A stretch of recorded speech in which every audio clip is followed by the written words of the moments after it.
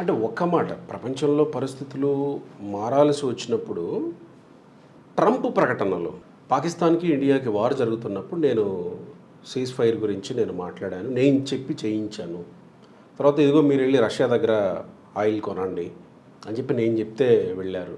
Trump ప్రభావితం చేసే స్థాయికి వెళ్ళిపోయింది మన విదేశాంగ విధానం అనే స్థాయిలో కదా మాట్లాడారు. అక్కడ కొంత పలచనగా మాట్లాడుతూ వచ్చారు కదా కొంతమంది.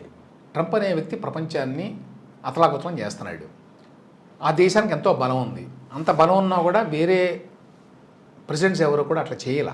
ఏదైనా చేసినా కూడా తెర వెనక చేసేవాళ్ళు, కొంత బయటకు వచ్చి పిచ్చి పిచ్చిగా మాట్లాడడము ఇవన్నీ చేసేవాళ్ళు కాదు. ట్రంప్ చేస్తున్నాడు. ఏం చేస్తారు అంటే నాకు అర్థం కాదు ఏంటంటే, ట్రంప్ ఇట్లా అంటున్నాడు అంటే ఏం చేయాలి? మోడీ కాదు ఇంకొకడు ఉన్నారనుకోండి ప్రైమ్ మినిస్టర్, ఏం చేయాలి? వెళ్ళి వాషింగ్టన్ వెళ్ళి ఏమన్నా కాదు వాళ్ళతోటి ఏమంటారు రిజలింగ్ చేయాలా? అతను అన్నాడు, ఏం చేస్తారు? You cannot do anything.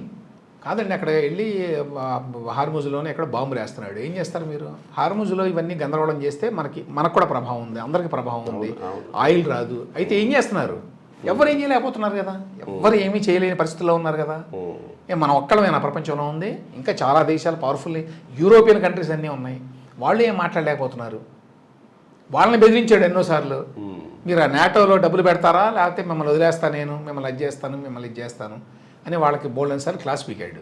మరి యూరోపియన్ కంట్రీస్ అంత పవర్ఫుల్ కంట్రీస్ కదా. అతను బలవంతుడు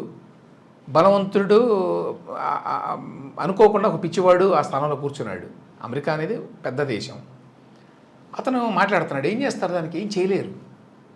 హెల్ప్లెస్ ఎవరైనా కూడా.